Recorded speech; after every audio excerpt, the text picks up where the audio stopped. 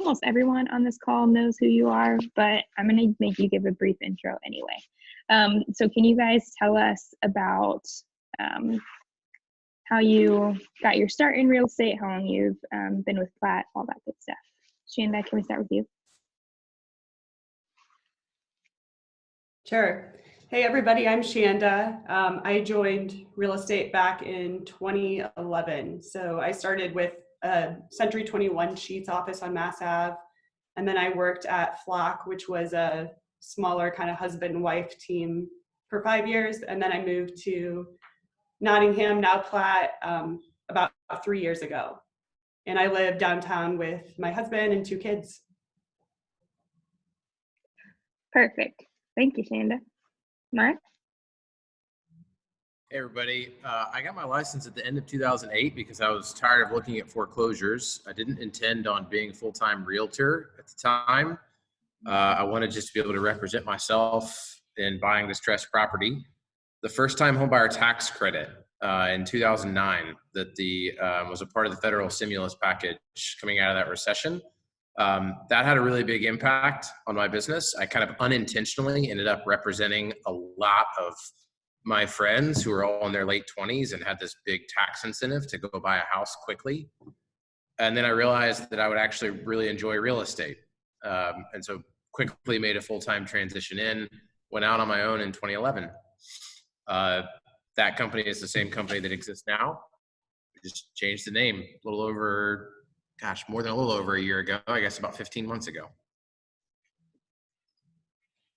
And Mark, where do you live and who do you live with? Yeah, I live in Hareton Morton at 19th in New Jersey, around the corner from the office. Also around the corner from Shanda and Dave and probably a few other people on this call. I have lived there for 3 years. I lived in Fall Creek Place for 8 years prior to that. I live with my wife, Sarah, and our kids, Xander, Josie, and Wyatt, 7, 3, and 1-year-old. Perfect. Thank you. Guys, Kelly is going to be jumping on in just a minute or two, but I'm going to go ahead and launch into questions for Shanda and Mark. So, guys, I've already prepped you with these questions, but can you start by talking about what is your philosophical leanings towards pricing a house? Any kind of theories or thoughts that you go into when you think about it? Mark, I'm going to start with you. That's good, because if Shanda says something that disagrees with me, then that's good that's the second and last thing you will hear. Go with that. I like the word philosophical because I think it's important to understand that real estate is not a commodity. And so in economic nerd language, what that means, a commodity is something that is very easily priced. So fuel or gold are commodities where you could open the New York Times and say right now, what is a barrel of oil trading for in the world? Because it's so consistent that you can track the market on a commodity. You could also track the market on a share of publicly owned stock, right? You can get on your computer and figure out what it's trading for. Well, there's a very important reason that single family homes especially, but any type of real estate doesn't work like that. And it's because you all remember from your license class probably, no two pieces of real estate are exactly identical. A barrel of oil is a barrel of oil. No two pieces of real estate are identical. So if you start with the assumption that it's not a commodity, then my philosophy on this is by definition, price is subjective. And so where that leads me in conversation with the seller, a couple kind of philosophical things that I would say, don't approach price like there is a specific number that is the value of the property, because that's not how this type of asset works. So speak in terms of ranges, not numbers. Reference data points that will set good conversation, but price is a number that is in between the ranges of the buyer and the seller. The buyer has a range that they're willing to pay for the property. The seller has a range they're willing to accept for the property. If they overlap, you're going to land somewhere in there, much more complex and nuanced than what's a barrel of oil worth. Happens to be, I think, $1 right now or something crazy like that. But so if you come in with that philosophy that it's a range, then I think it's more of a conversation, not a, hey, I'm the expert, let me tell you what it's worth. One other thing I'd say there in terms of pricing, if you're not talking about a specific number, is ask questions. If you come in and talk about value and talk about a specific price before you've asked your seller a lot of questions, I think you went in the wrong order. So I'll refer back to what I mean by that in terms of some specific questions, but I think it makes the wrong assumption about how price is determined for you to come in with the information before you ask a lot of questions. But listen to Shanda and Kelly. That's great. Shanda, do you want to take it away with your philosophy on pricing, and then we'll intro Kelly? Sure. I actually agree with everything Mark said. I think he nailed it as far as saying that you can't go in assuming that you know the price of a property before you've seen it, before you've talked with your sellers, because those were kind of the two items that came to my mind when I thought about my philosophy. So the first is getting to know the details of a property and what makes it unique. And I think the best way to do that is obviously to see it in person and to talk with the seller, ask them what upgrades they've made, take into consideration the way the house feels, the way it flows, its lot. If it's on a busier street than maybe a house just around the corner that recently sold, trying to take in all the factors that might give it a positive or negative viewpoint in a buyer's eyes. And then I think secondly, another really important factor in pricing is going to come down to what your client's motivation is. So I always price a property based upon what I believe that value range might be. And I think Mark made a good point by saying it's not as though I say this is what your house is worth, but I always tell sellers, like, this is my gut. This is where I think you shouldn't expect to sell for less. But I think there's a range where maybe we can push higher. And then how high we push is going to be determined by whether they're more motivated by time or money. So if your client's in a situation where they absolutely have to be out of their house by a certain date, maybe they're moving across state lines, or they're in a financial situation where they have to unload the property, then I'm going to be much more prone to pushing them to list really close to where I think it's going to land, versus somebody who says, hey, you know, I don't really have to sell. I'm kind of testing the waters. I might end up staying here and remodeling my bathroom. They're just kind of seeing what they can get. Then of course, we're going to probably push that range a little bit beyond our comfort zone. So the client's motivations definitely play into it. But I think more importantly, it's truly understanding the house and taking to makes it different than the comps. That's great. Thanks, Shanda. Kelly, welcome. So glad to have you. Kelly, can you give a little background on who you are, how you got into real estate, how long you've been in real estate and at Platt? We'll start with that. Sure. Hi. Sorry to be late, everyone. As everybody is juggling kiddos at home and life. I have been in real estate since 2007. I had a background in sales from some internships and some marketing jobs. And so I wanted to do something that was more relationship building as far as sales go. So I've been a realtor for 13 years and been at Platt since November of 2018. Is that what you wanted to know, Rosie? Yeah, that's perfect. Okay. And then can you talk about where you live and who you live with? Sure. I'm in Butler, Tarkington, with my husband, Scott, who is a general contractor and cabinet maker. So we do house flips together, and our son, Kimball, who is 3.5 and keeps us very busy, and our 2 Australian Shepherds, any of whom could make an appearance at any time. So, yeah. That's perfect. Thanks. And then I just had Mark and Shanda kind of give their philosophy behind pricing a house. Can you talk a little bit about like the thoughts that you bring into like what guides you when pricing? It's going to be a little bit different with every house. Like Shanda said, it hugely depends on the motivation of the seller and what those factors look like. But I am overall, I like to list where I think it's going to sell. Most of my clients have pets or kids and some factor that makes showings really challenging. And if they're occupying the house, I don't want them to have to deal with showings past the first weekend or two. And the closer we list it to where I think it's actually going to sell, the more likely we are to achieve that.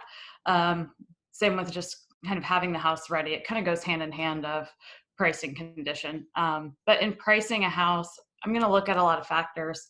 I think we have such unique properties that it is really challenging, and each house really deserves a lot of attention. So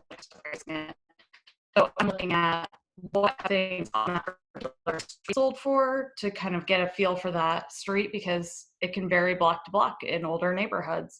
And I'm looking at what has sold in a pocket, but a larger geographic area, but still a pocket that's most similar to the house. And then that helps me get a range. And then when I'm trying to narrow down the range for my seller, particularly if I've priced something for them a couple months before and we're trying to buy it, I will look at pending and what's active within the range that I've quoted them to try to figure out what I think that final price is.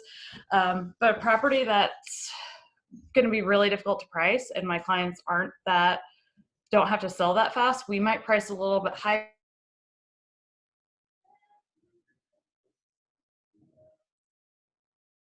Is that me who's frozen or Kelly who's frozen? I think it's Kelly. Okay. We got her. Kelly, you froze there for a minute, but it looks like you're moving now. Where did I leave off? Not long ago, maybe like 10 seconds. Okay. Then I don't think you missed anything. I need to get a Wi-Fi booster for this room. That's great, Kelly. Thank you. Right now. I feel like I need a Wi-Fi booster for my whole house, so you're in good company. Okay, guys, can I have you talk about your actual process for pricing a home? I would love for you to talk about specifically like timing of how you do that. Like, do you come to the listing presentation with a price? What kind of things do you pull? Are you exclusively using MyBor, or are there other tools that you bring into that? Trying to think of any sub questions, but I'm just going to let you guys chat on from there. Shanda, can we start with you this time? Sure. So I do go into a listing appointment with comps, but I don't like to come in with necessarily a value in mind, but certainly a range. So I bring those with me just as a point of conversation. And sometimes I don't even really use them. It sort of depends on the flow of the listing appointment with the particular seller. But I do recommend at least going in with knowledge of recently sold nearby homes, because a lot of times your clients are going to be aware that their neighbor just sold and for how much.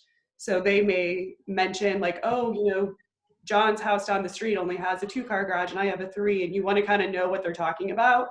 Because they kind of assume that every house that is sold. It can be funny. So I do go in with that information, but then I'm using the listing appointment to gather as much information as I can about the property, updates, age of mechanicals, that sort of thing. And like I said earlier, just the finish level, the flow, a lot of the things that you can't really see or feel through photos. And then I never give the actual price at the listing appointment. I used to, but for me, it seems to go better when I have time to go back home, kind of process everything that I saw and took in, look at the comps one more time, and really hone in on where I think the house will land and why. And so that's when I'm doing a lot of the research, is after the appointment. thorough follow-up email with links to like specific comps that I think are most like their home, and then kind of a breakdown of my thoughts as to why I think they're within a certain range. When I'm looking at the comps, I think Kelly and Mark both mentioned this as well. Every house is so unique, especially in these urban neighborhoods. So I'm trying to find the houses that I think are most similar in terms of location or neighborhood style. And then of course, looking at square footage, upgrades. Like if it's an older home, I like to try to stick with older homes to comp it with. If it's been renovated, then I'll pull in a mix of some old and new, but I'm catering it to the specific qualities of that home. And then I spend a lot of time actually clicking through, like once I think I found my range, I'll click through photo by photo of many comps that are like right around the range I'm thinking, and go through and like ask myself, do I think that this house is nicer than the house I'm trying to price? Or do I think the house I'm pricing is more appealing for different reasons? And I'll go through until I kind of can feel it when I'm clicking through photos that I've reached that point where, yeah, buyers are probably going to pick this house that I'm seeing online over the one I'm pricing because it just has a lot more amenities. And you can kind of tell when you're in that range of pushing it. And so that helps you decide that you're in a good place. And then of course I do a CMA. I do the quick CMA, but I hand pick each comp that's in there. And then you can look at things like price per square foot. I know that's like a big topic of conversation. Some realtors really like to hone in on that and others don't, but I do think it's an indicator. If you're really far off in price per square foot with the range you're thinking about, then I do think that's something you should pay attention to. So once you see all the photos and you've selected the comps that you think match the subject property, then the CMA chart kind of helps you just highlight it and look at the data all on one page and see if there's any outliers or see if you're kind of off. Is there anything else that I didn't answer? No, that's great. I did have a follow-up question for you though. You said you don't give a price in that initial listing consult. Do you ever get pushback from sellers about that? They're like, no, I like really want to know a price now. And if so, like, how do you rebut that, or what do you say in that situation?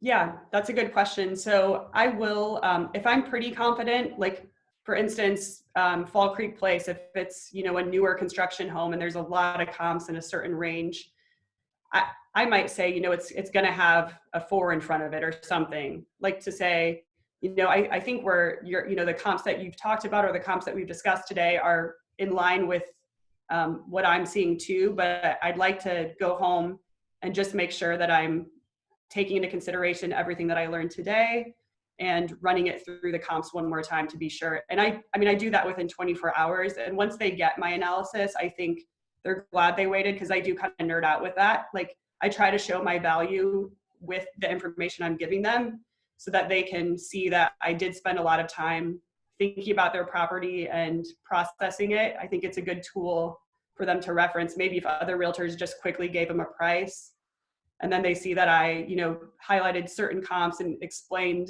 exactly why I think they're similar or better or worse, it's kind of hard for them to like look at that information and deny it, because you give them all the information right in front of their faces for them to talk about and digest. So I think you can, if you're comfortable and you've got a good gut reaction to a price, or maybe you just showed a house or sold a house that's really, really similar to the one that you're looking at, don't be afraid to talk numbers. But I do think sometimes if you give yourself a moment to think without the seller, talking about how great their house is right in front of you, you might see it a little bit differently. So you don't want to go back and then say, ooh, I know I said 450, but I'm thinking 420,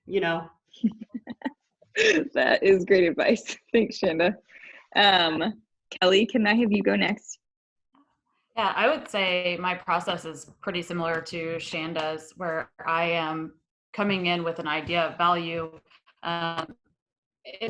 Again, unless it's property that or an area that I know super well. So if we're talking about a 2-1 in Broad Ripple anywhere in Midtown, I can quote that off of the top of my head. My old neighborhood where I've sold half the houses that have sold in the last 2 years. I can quote that off the top of my head. But I'm also citing that background and experience that I have to back it up, and I'm still going to send them sales data. But I want to come in with an idea of the range, and then sometimes I'll go through the comps with them in person, depending on how unique or not unique the property is. It might be easier to show them, talk through some things while we're there, depending on how much time we have, how many questions they have. I don't really have a formula for how I go through my listing appointments. But I generally am doing research after the fact to also price, and I do the quick CMA version, and I'm clicking through photo by photo as well. So it's kind of fun to hear how similar we are in that. And I usually spend sometimes a few hours on pricing. Sometimes it's less than that, but I want to make sure that I'm getting it right, because I feel like you get one shot to present your house, and I want to get it as correct as possible that first time. I also ask people what they're hoping to sell for. I want to know what idea they have, because when I am doing my final pricing, then I can address it. If I think it's low, I think it's high, I want to know where they're getting that information. Everybody knows what their estimate is, so I go in with that information. I look at the real AVM, and I think that the range in the real AVM is actually pretty good that you can find on the realist data. But they're pretty wide ranges. They're often $80,000 to $100,000 ranges. So just knowing that is good, but I often have to explain why that data isn't going to be accurate. So I'm listing a house Friday that's now 4 beds, 3 full baths, and when they bought it, it was 3 beds, 2 full baths. The estimate's not going to be accurate. Now, as soon as I list it, they will update that estimate, but I want to make sure that I know what my prospective clients know. And I'm the same way about price per square foot. I want to know it. I want to make sure we're in line with it, because buyers agents are probably going to quote it, especially less experienced buyers agents or agents who are used to selling in the burbs. And so I think it's important to know that, but I just want to know it. I'm not utilizing it in any way other than having that knowledge. But if I am in the suburbs and it's a subdivision built after 1990 and there was one builder in the subdivision, price per square foot and Zestimate are probably going to be pretty close. And so in those cases, I will utilize that a little bit more, and I have no problem pricing on the spot. That's great, Kelly. When you give them that final price, the next day or a couple days later or whatever, is that, are you good now? Can you hear me? Maybe not. Okay. Mark, I'm going to move on to you, and we're going to come back to Kelly. She's stuck in a very professorial pose, though. She really is. Yes. Yeah. Thinking about that question. Rosie, you want me to go? Kelly, I guess she's okay. Yeah, not surprisingly, I'm going to share a lot in common with Shannon and Kelly. One thing I'll say is that there are some situations where my approach is very different depending on the relationship with the seller and my knowledge of the house. So let's say, for example, this is a 3 or 4 time past client, and you represented them when they bought the house, and you know they haven't changed the house, and you don't get the impression that you're in competition with someone. I think it's fair to assume that that person has a different expectation of what you're going to talk about when you go to the house than someone you've never worked with before, where you've never been in their home. So I think there is a range in terms of how introductory is the meeting, how much do you know about each other, how much do you know about the house. So I think there are some exceptions to what I'm going to say, where I might go in some circumstances with a much more specific price range in mind, and kind of working off the assumption that we're going to get to price really fast. But that's the exception. That's the home and the owner that I know really well. So I think in the normal circumstance, I'm going in with the goal to talk about pricing as late in the conversation as I can. And so, one of the things that I've come to learn that somebody tried to teach me really early on when I was in real estate, when you're an agent going to a listing presentation, what's the number one thing that the seller wants to know? You're walking in the door and you probably want to share with them a ton of information, including why would you use me?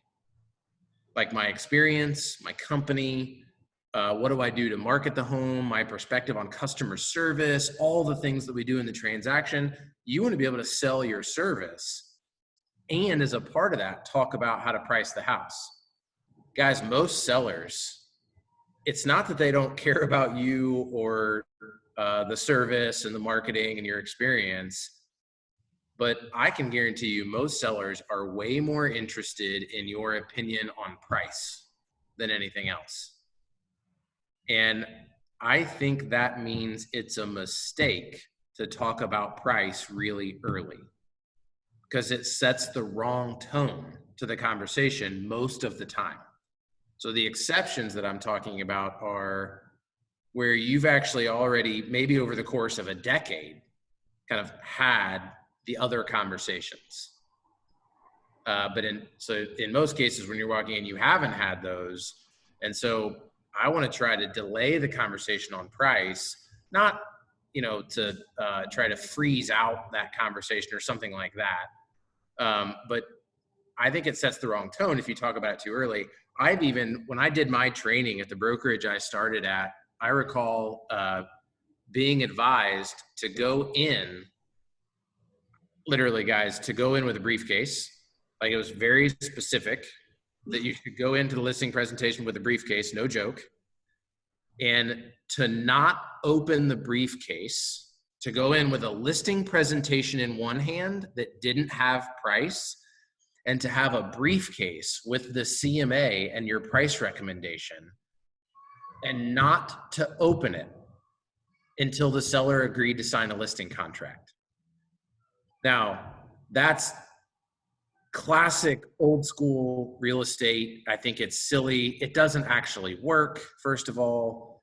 But the one thing that I can take from that is the idea that don't make the conversation with the seller about price, because if they're choosing a realtor based on who's going to tell them the price that they want, are they making a good decision as a consumer? Probably not. So I want to try to talk about everything I can before we get to price. And I agree with Shanda and Kelly that most of the time, particularly if I've never been in the house, it doesn't matter how good you are. You can't tell somebody the right price if you've never been in the house. You might be able to go in with the right range. I totally agree about price per square foot. I try to use 3 different things to set a floor and a ceiling. So when I'm going into a listing presentation, I want to at least know what are the most comparable properties, what was their average price, what was their dollar per square foot, how long were they on the market, what's the average sale price as a percentage of list price. I want to know all that data so I know what my floor and my ceiling are. And the 3 things I'm going to use to set my floor and ceiling, and Shanda and Kelly referenced these, I'm going to use area price per square foot as like a reference point.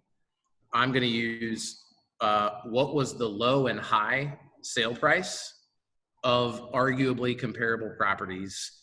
And then I'm going to try to evaluate, Shanda made this point, what might set this property apart from the market to the better or worse. Did everything that sold have a 2-car garage and this one doesn't? I want to know that and use that to try to set the floor and the ceiling going in. But the floor and the ceiling, I mean, guys, Jenny's on the call. Jenny's been with me in some of these presentations. It's laughable sometimes. I will go into a property and say, look, there's an argument that your house could sell for $250,000 and there's an argument it could sell for $330,000. And a lot of sellers are like, that's not helpful. That's how I try to start the conversation. So go in with as much data as you would need, but not yet set on price. Thanks, Mark. You brought up competing with other realtors for the listing. Can you talk a little bit about if another agent is also presenting for this listing, and maybe they're saying like, yeah, you can price this house for $100,000 more than you think it's actually worth. Can you talk about like how you refute that? Yeah. First of all, I'm gonna let me choose my words here. These are important. Okay, I'm gonna say this. I don't think it is our job as realtors to choose price. Whose job is it to choose the price of the house? None of you are going to unmute yourself, but y'all know this. It's the seller, right? It's the client's job to choose the price of the house. So if I go in with that assumption, the role of the agent is there's two things. One is to provide really good information and advice to the seller, right? It's your job to counsel them. It's not your job to determine price. You don't have the right, they do. The second thing the agent does, are you willing to provide your normal high level of service and value at the price the seller wants to list the property? I think those are the two things. If you think the property, quote unquote, should be listed for 300 and they want to list it for 350, I think your obligation is to make sure they understand that why you believe it should be listed for 300, what you believe to be true about the market and the risk that they're taking and the potential negative outcome of listing for 350. But if you're willing to provide premium service and they're eyes wide open listing the house for 350, I don't see a problem with that. And so I'm nuancing here quite a bit because I think, let's say I'll use Shanda since she's on the panel here. Let's say Shanda just lists a house tomorrow for 350. A lot of realtors could look at that and say, oh, Shanda overpriced that. Well, we don't know, actually. The seller may have overpriced that. Shanda may have given them really great information and said, hey, if you eyes wide open want to price this at 350, here's your negative outcome that's probably going to happen. But I'm making a decision as a professional as to whether I want to engage in that. So maybe a TLDR version of that, ask questions.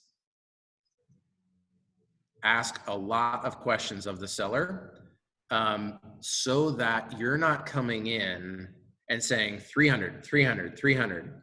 Somebody else comes in and says 350, which you both know is not the right price. And now all of a sudden they get the listing because they said 350 and the seller has maybe not been advised correctly.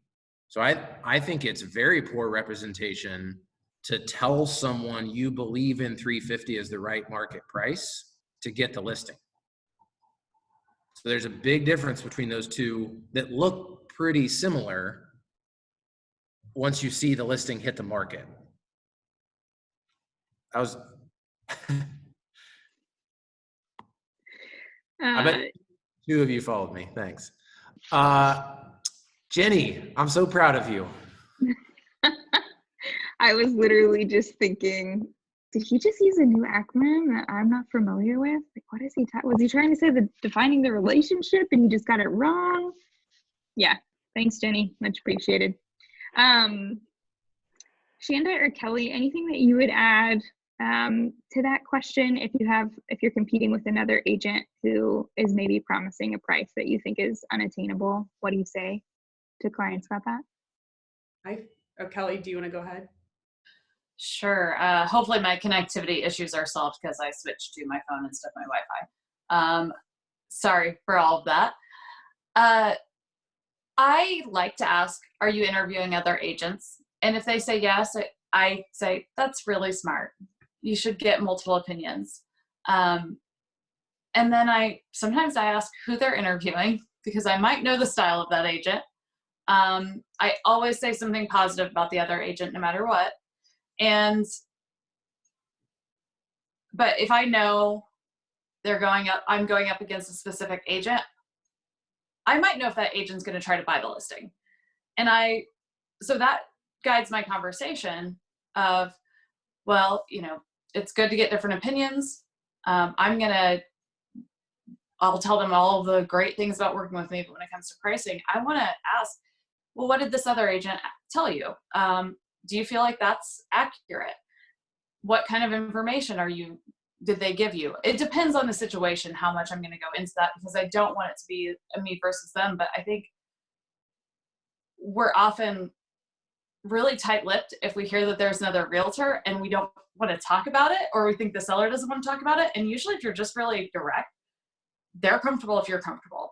And so sometimes you'll get a lot of information that's really helpful. And I want to say, whatever you choose to do, you want to make sure that you're pricing it accurately. And there are agents who will promise a higher price to try to get your listing. And that it depends on what your goal is for selling your house. So I often say, my goal isn't to list your house. My goal is to sell your house. And if I don't price it correctly, I'm not going to sell your house. I'm just going to list it. And there are agents who are happy to have signs in yards because they get additional clients off of that. But at the end of the day, want to help you achieve your goals. So. That's great. Thanks, Kelly. One thing I want to piggyback on there that Kelly talked about is I think that's why it's really important to know agents that just work in your same area or in Indianapolis in general. Not selfishly plugging anything right now, just saying that that's something that I've learned. Not that I sell houses, but just in my job, the more that I know about real estate in general and people who work in the industry, the smarter I am. So, Shanda, can you take a stab at that question? And can you also address Dave's question? So there's a high producing agent with another downtown broker, not naming any names here, who we definitely don't know who this is, who is notorious for overpricing his listings. How do you compete against that scenario? Sure. Yeah, ironically, I may have a very current story that applies to Dave's question. So there is an agent who may or may not be the same person in our industry, who I was competing with for a listing about a year ago. And this was a condo, and to our conversation earlier, like if you're in a condo building, of course, your best comps are going to be other units in that same building. There are going to be other buildings that you look at that are similar, but this condo to me was fairly easy to comp because of the recent data. And I felt really strongly about where I felt this thing should be priced. And I was really honest with the seller about that. And during our conversation, she seemed pretty upset when I told her what I thought it was worth. And she said, well, another agent told me it was worth, we were 75 grand apart. And I just I looked at her and I said, I can't look at you and tell you that I can sell your property for that price. And, I understand that you want to get as much out of this as you can. And, by all means go for it. But I honestly do not feel like that is going to sell or appraise. And of course, I'm going to do everything in my power to get my clients the best price I can. But there are times where you just know in your gut that a price is unreasonable. Sometimes a good way to gauge that is to say, would I let a buyer that I'm representing buy this property for this price? Because a lot of times that's going to be your answer, And so with this particular client, I was really professional, but I just said, I can't list your property for that price. I would be happy to represent you at this price. She didn't like it. She listed with the other broker. Well, now she called me a year later because it never sold. We priced it where I told her it should price, and it sold in like a week. And that's that's like the exact example of what we're talking about. All she says all the time is, I should have listened to you. I knew you were right. She regrets it all the time because she sat there for a year paying really high HOAs, not living in this property. I know that's kind of an extreme example, but it does happen. And I think the longer that you're in the business, the easier it will be to be honest with yourself and your clients, because it's truthfully not worth your time or energy or stress to represent a property that is priced higher than you believe it should be just to appease your seller. Because at the end of the day, you're going to be having really tough conversations with them when it's not selling. You're going to be spending a lot of your marketing dollars trying to promote this property that you don't truly even believe is worth what you're presenting. So it's like everybody loses. So I do think you have to trust your gut. If you think that a price should be in a certain range, and a client wants to push it, I think you have to be clear that, hey, this is where I think this is going to sell. And I'm all for pushing the comps and listing higher, but we need to have a strategy in place up front for how we're going to adjust your price as needed. So if I have clients who are wanting to push, let's just say like 30 grand or 20 grand above where I think this property should be priced, then I'm already, before I'm listing the property, talking to them about when we will need to adjust the price. And so I always tell my sellers 10 showings with a realtor and no offer means you're overpriced. The market is telling you that you're overpriced. And if you have that like firm number up front, once you get to 10 showings, you're calling them, you're discussing the feedback. If it's not related to things that you can fix or address, because it's usually just going to be a value issue, then it's so much easier to get that price adjustment at that time because you've already prepped them for how that's going to look.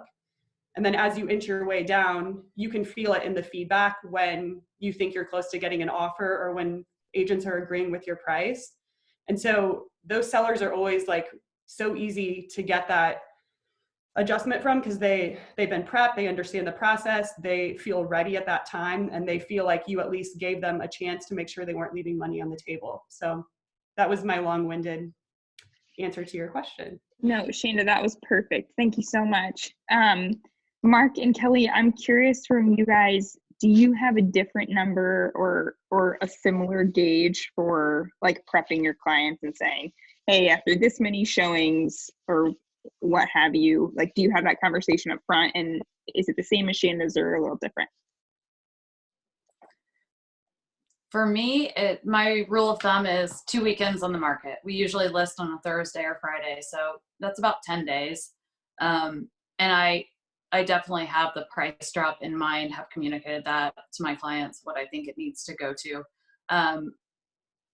Sometimes they'll say, well, like, when have we had enough showings to know, or if we haven't had showings, how do we know? I'm like, either. If you have showings and you're not getting offers, or you're not getting showings, because I know that my photos, my marketing's going to be spot on, because that's what they're paying for, then we're not right on price. And I always make sure that I tell my sellers that you can add at this price to any feedback that you get, that most buyers and buyers agents will not directly tell you that a house is overpriced. Even if you just have the option, because a lot of people don't want to say it if they haven't comped it, but a lot of people just don't want to be rude, or they don't want to take the time. And so it's like the fortune cookie, but not as fun, where you just add, I don't like the layout at this price. And that really kind of communicates it to them and they get it. I tend to write directly if I think a house is overpriced, and I see price drops after I show houses within a day or two of giving that feedback, because I actually gave the direct feedback. And unfortunately, we don't get that very often. Oh my God, Kelly, I want a t-shirt that says like the fortune cookie, but not as fun. That's great. Oh, that's perfect. Thank you so much. Mark, anything to add on there? I'm definitely going to take away, it's like the fortune cookie, but less fun. Gonna throw that one into the rotation. That's fantastic. No, I think it is a really good idea to talk with your seller about what's the measure that we're going to use so that we know when the market has evaluated our price. It could be number of showings, number of weekends, number of days.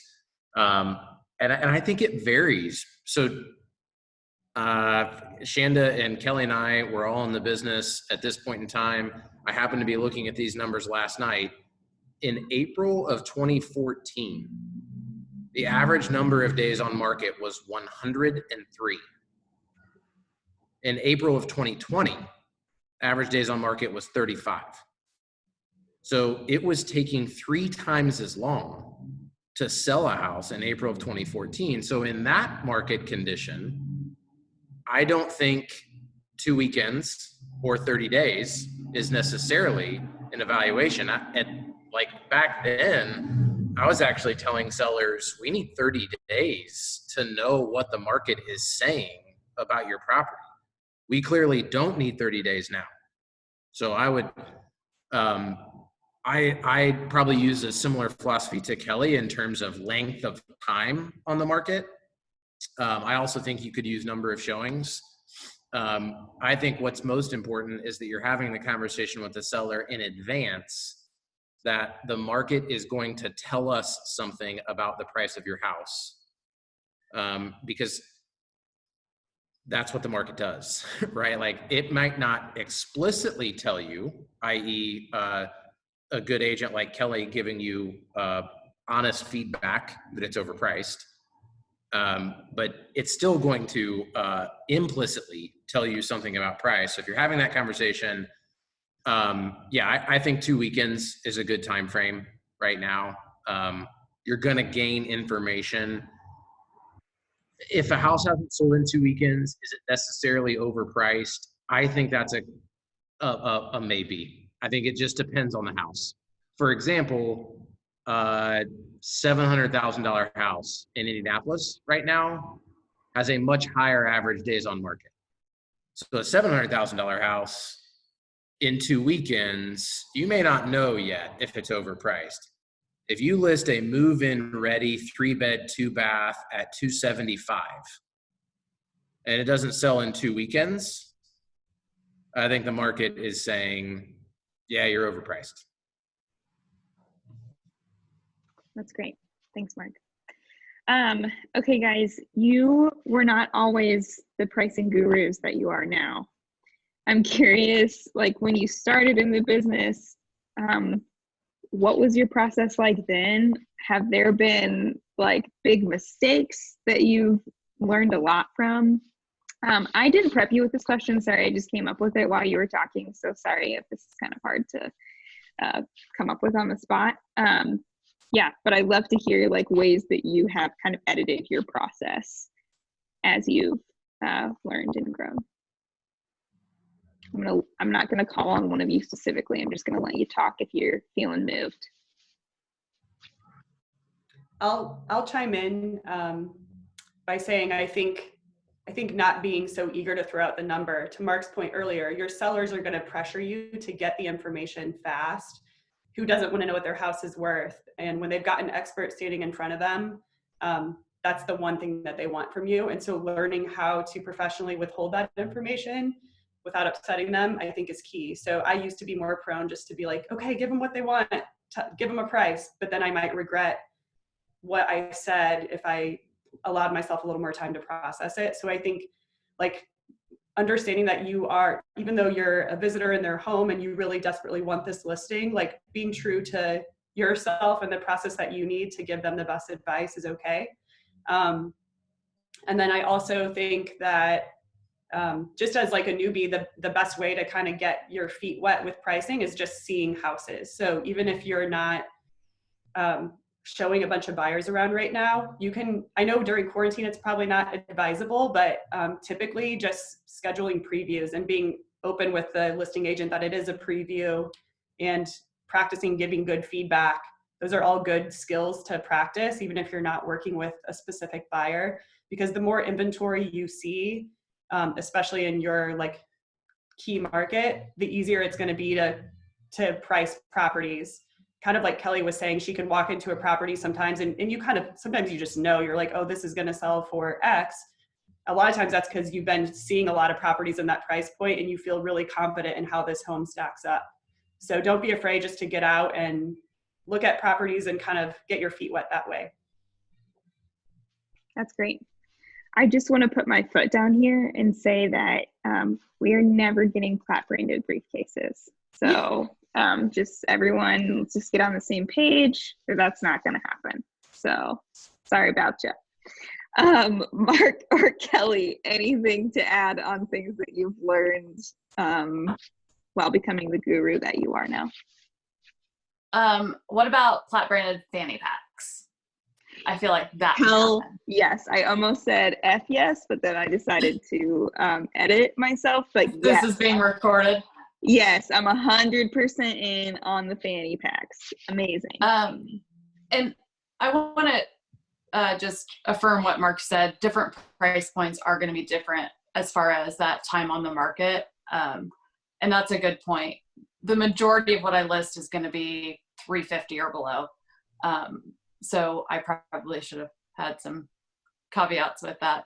I think when I was brand new, when I started, it was in the middle of a market crash. And so I was really slow to get listings, and just I maybe was too eager to try to please a seller and want to list closer to where they wanted to be, but maybe not being as open to asking for help as I should have been is probably really what it came down to, and not getting pricing right. And so that's when I really started to learn pricing, was just asking other agents for help, or hey, how would you price this? And I learned price Meridian Kessler, which is really difficult, from an agent who grew up in Meridian Kessler, sold a lot here at the time. He no longer lives in the neighborhood, sometimes now calls me for pricing help, which I think is kind of funny because he taught me how to price. But I would call him and say, hey, I'm maybe going to list the house at 52nd and Park. What areas should I be looking at? And he would tell me what streets to comp. This block to this block, from here to here, and this block to this block, from here to here, because that's how you price in this neighborhood. And I think a lot of our urban neighborhoods are like that. So that was super helpful for me. And so I think phoning a friend is always advisable, and never be afraid to tell a seller that I need to do more research, or I'd like to get a second opinion of a colleague and get back to you. I want to make sure I'm getting it right for you. And I think just being a little bit learning to be more confident in competitive listing situations. I was 24 when I started. I looked like I was in high school. It was not helpful. I lost listings 5 years into the business to agents who were brand new because people thought they were more experienced than me. And so I started talking about my experience, leaning on the sales volume and history and numbers and averages of the brokerage I was at, which we can definitely do with Platt, especially downtown. And I think that was extremely helpful. I come in with my stats. I have a brochure that has my 5-year history, and here's my average days on market, my average list price to sale price. 50% of my listings sell with multiple offers. Here's how I do that. Here's why. So I give people the why behind that too. And if other agents aren't giving them those stats to back up what they're saying on pricing, I think it really resonates with my client, or my prospective client, that I'm going to get it done for them. And I know what I'm doing when it comes to pricing. And I'm not just trying to get their listing. I want to sell their house. And so being able to provide that information is really helpful. It just took me a long time, probably too long, to get confident with doing that. Now I have plenty of confidence to spare if anybody needs me. That's so good. Thanks, Kelly. Mark? I think highlighting one thing that Kelly said right there, which is a really good piece of advice, and a lot of you already do this: ask your peers. So put this in the category of, don't respond to the pressure to immediately price a property, because that does not reflect the type of asset you're dealing with. It's so complex. There's so many variables that there are going to be plenty of times where the right decision is to try to get feedback from some of your peers about a property. Shanda made this point too. You're going to know in some instances, I know this one all day long, right? Like, I know what this house is going to sell for, but then there's going to be plenty of cases where you don't. And it doesn't mean you're not an expert. It means it's a hard property to price. Shanda probably hasn't counted this, but in the last 3 or 4 years, I bet I've asked Shanda's advice on listing price on a property, I don't know, 6 or 7 times. And I don't think that's because I don't know what I'm talking about. I think it's because that's the nature of pricing real estate, is sometimes multiple opinions will help you. The second thing I would say I've learned, I referenced this earlier, Kelly and Shanda have both said this using different words. Do everything you can to make sure the conversation with the seller is not primarily about price. Make the conversation about an exchange of value between you and the seller. They have a service that they need. You have a service that you can provide. And make the conversation about that exchange of value. Price is this function of that. And it's not bad or like the seller's fault that they want the conversation to be about price. They do. It's natural. I would too. But change the terms of the conversation to about your comprehensive service. Then I think price can correctly fit into that, where I think you feel less pressure. To Kelly's point, if the conversation isn't primarily about price, you're going to feel less pressure to agree with them. Or to Shanda's point, you're going to feel less pressure to give them a specific price the first time you're in the house. If the conversation's about your comprehensive service, you gain margin or freedom to disagree a little bit on price and to ask if you can come back to them. That's great. Thanks. Guys, we just got a question from Steve. I'm going to address that in a second, but this is your time to shine. If you want to ask questions, drop them in the chat. I'll leave space in just a couple minutes for you to unmute yourself. So y'all, Steve just asked, so how do you price something that is unusual, so unusual that it has no comps? Who's got it? I might argue with the it has no comps. I know exactly what you mean, Steve, and I think we all probably do. I might push back and say, well, every property has a comp. It's just that it might be a really bad comp. There might be the most comparable sales are poor representations of the particular property, but you have to start somewhere. And so I think if a property is really hard to comp, you're going to set a really wide range. Like look, I know your property's worth more than these two properties that sold for $300,000. And I know your property's worth less than these two properties that sold for $480,000. So now we can start a conversation. On that property, I would lean very heavily on other agents' opinions. That's where I'm going to be very likely to get feedback from other people. And Kelly made this point earlier, seller motivation. I think seller motivation always comes into play, but even more so with a property that's hard to comp, because your range is going to be really wide.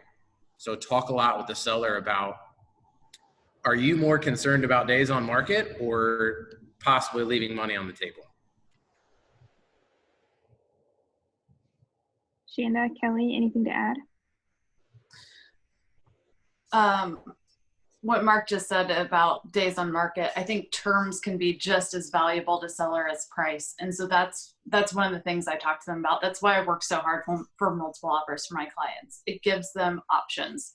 And so if they're trying to sell and buy, they need possession after closing. That's a lot easier to negotiate when you have multiple offers. Same thing with, like, if you have somebody who needs to sell first, but there's very little inventory, they have their eye on a house, you're probably going to price it a little bit under, get all the multiple offers, and be able to move on for them. So Natalie last year told me I underpriced one of my listings. I did it on purpose. I did it on purpose because that was the situation for my clients. They were FHA buyers on their next house, and they were really limited in their choices. Trying to find something, price something really unique. I feel like sometimes when you get into properties with acreage, that becomes a more unique prospect. And so you're going a lot further out for comps, and an appraiser is going to do that as well. Sometimes I'll call an appraiser if I have a specific question. Like, hey, I'm trying to price a house and I'm just curious if you could give me some feedback. Or sometimes maybe even having an appraisal done if it's really that unique of a property, I think could be helpful. But again, getting other opinions is really valuable in that case. Knowing what they bought the property for, that can be helpful as well. But you are kind of blind pricing on some things, and some of it comes down to gut. What does it feel like a buyer might pay for a house like that? What are other homes selling for in the area, even if they're not similar? You know, if it's a really expensive property in an area where there's just not a lot of high value homes, you're probably not going to get as high of a value as maybe you would somewhere else. So how's that going to factor in when you might just not have a lot of buyers who are even going to look in that area for a house like that? Hopefully that helps. Another thing when you're new that I think is really helpful is doing a full CMA. So the full market analysis where you're plugging in the 3 or 4 listings that you think are the best comparables, and you're actually going through and doing the add and subtract. I did that for years until I really learned how to price, and now I feel like I can eyeball it a lot better through the process that Shanda had talked about, with going through the quick CMA, going through the photos, just really digging into the data that way. That's great. Thanks, Kelly. Shanda, anything else you want to say about that? To answer Steve's question about properties that don't have great comps, I think we've all probably been there in various areas, especially in these urban areas where there doesn't seem to be like that one house that really stacks up. And so sometimes I'll find myself doing like a few variations of the CMA process that we described, where maybe I'm first saying, okay, what's just like let me draw a boundary around this specific neighborhood. So if it's like a historic neighborhood, what's like the average price in this specific neighborhood boundary? And then I might do one that's honing in on the style of property. So if it's like a fourplex or a duplex, maybe I have to go pretty far out to find enough recent duplex sales. But I'm kind of getting a feel for like, what's the average duplex buyer paying? And then maybe I'm doing one that's based off of like, is it new construction or older? So you can kind of play with the CMA data to see like, what's kind of an average 3-bedroom property going for, even if this one's really unique? What's an average home in this neighborhood going for? And is it new or old? And then kind of take an average of those 3. And you will kind of feel guided or have a gut reaction to a better price range for your client. That's great. Megan asked a question, can one of you speak on whether COVID has changed your philosophy on pricing and timing of price reductions?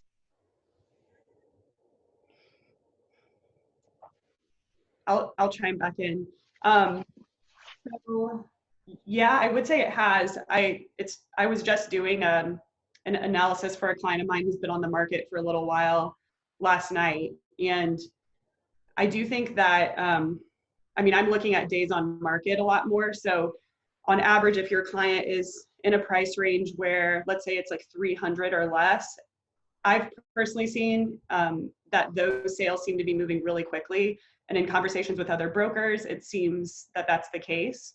So going back to our point earlier about using your, collaborating with your colleagues, I think that's huge. So if you're pricing a property in a price point that you believe is still selling quickly, then you can, use that kind of typical advice that you would be giving in a seller's market. If you're going into a higher end market where you've noticed that showings have slowed, based on your own listing inventory or in chatting with your colleagues, then you might be telling your sellers, hey, you're in a price point where things are moving slowly. You can give them days on market data. So I just did that last night for a client where I said the average house in this price range is taking 90 days to sell. And then I look at how much inventory is on the market in that price point already. And then I say, there's already 9 months of inventory on the market right now. And so you're going into this as a competing listing with 9 months of data. If you want to sell in a month, then we're going to have to price you to stand out among the competition. So again, using that data to say, like, this is how long houses are taking to sell in this market. This is where showing activity is going. going back to their motivation, if they're like, I need to unload this in 30 days, then you're going to try to price yourself as a better price per square foot or a better overall value than the houses that are already on the market. Mark, anything to add there? My short answer to that question would be no.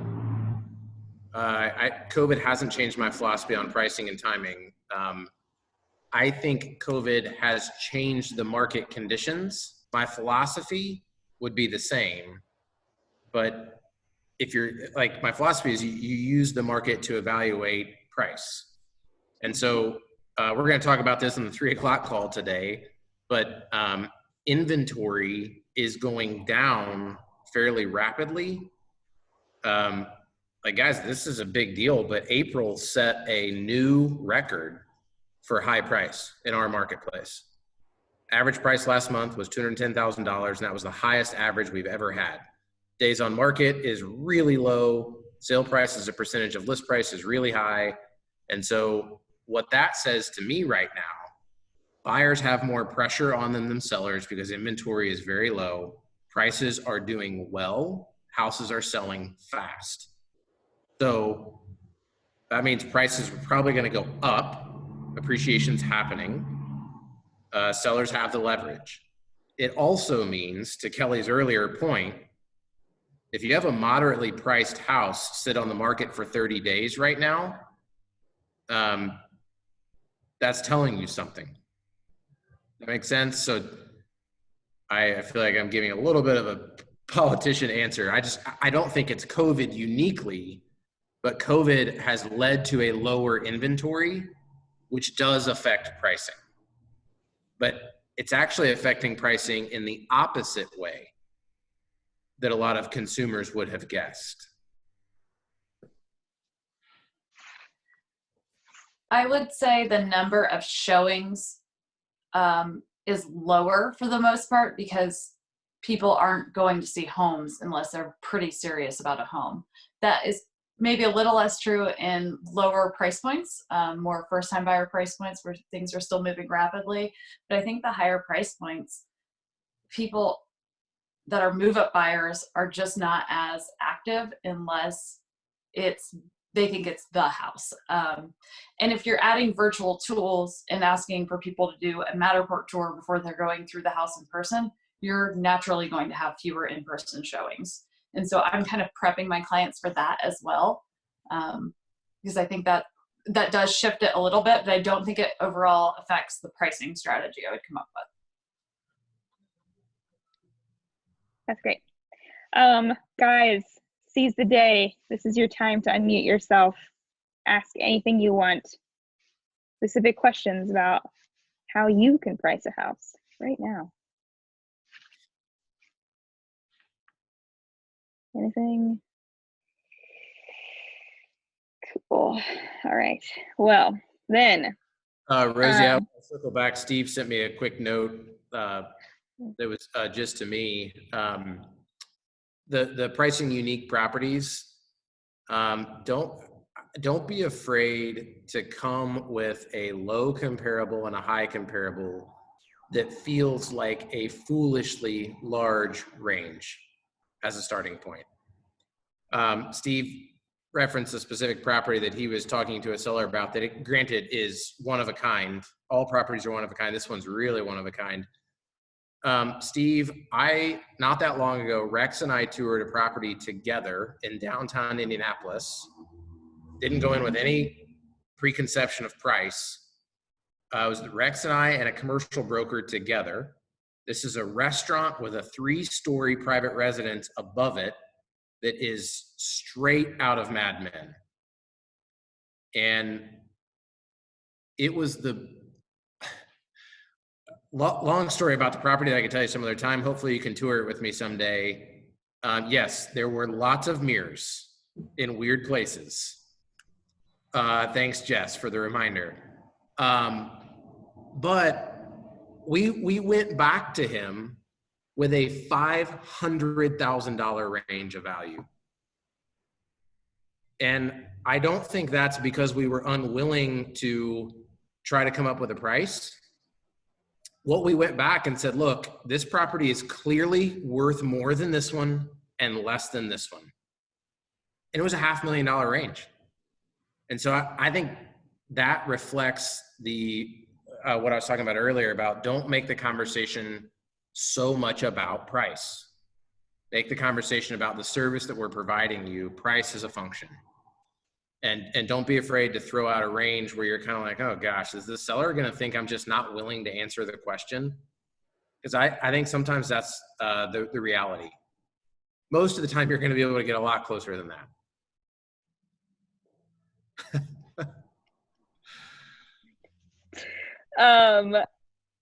Guys, any last parting words of wisdom for your fellow agents about pricing? You can say, nope, good luck. Or something more inspiring, up to you. I'm going to say, trust your gut. Like, just like Mark said, sometimes you're going to say, the seller's going to think I'm crazy. Because listing is an art, pricing is an art. The more you do it, the better you get at it. But if you have a gut feeling, trust it. There's probably a reason. Maybe it's because of some other properties you've seen that just kind of form your idea of what a property should possess if it's priced at a certain range. So trust that you know more about the comps than the seller, and don't be afraid to like stick to your guns too. Sometimes sellers are just testing you. They of course want to list for higher, but if you can convince them that this is the range and why, a lot of times they'll come around, and then it's better for everybody.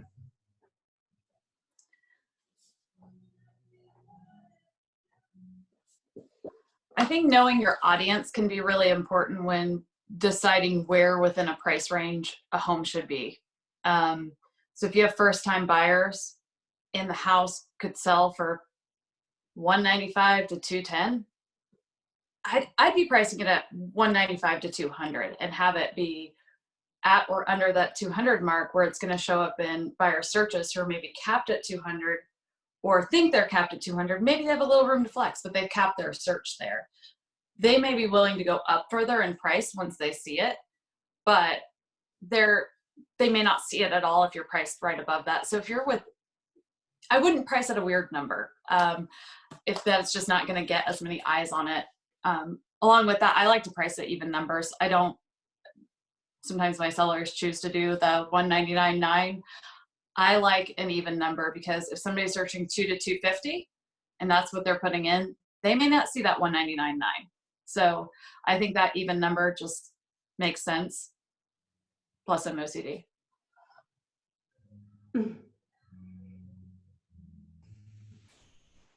Mark, anything from you? I think those are both really good pieces of advice. Go in with confidence, but confidence doesn't mean you have to answer every question in that moment. A lot of times confidence means you're willing to say, I'd like to do this or this before I answer your question, because I want to give you the right one. And I think sellers will generally respect that. That it doesn't mean you don't know what you're talking about. It means that you value giving them the right answer. Guys, very sage words of wisdom. Thank you so much. Guys, thanks for coming. This is a fun one. Hope to see you tomorrow for Crystal. And this afternoon, we have the COVID and book club call. But as for now, we just got a new rug at our house. So I'm going to go and see what that's all about. So thanks, guys. Have a good afternoon.